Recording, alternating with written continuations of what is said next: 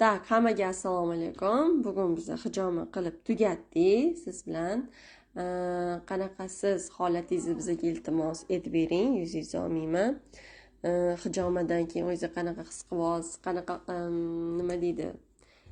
Nima taassurotlar oldingiz? Alhamdulillah ancha yaxshi, yengil bo'ldim. Birinchi marta hijomaga kelishim. Aytganingizdek juda yengil his qilaman o'zimni.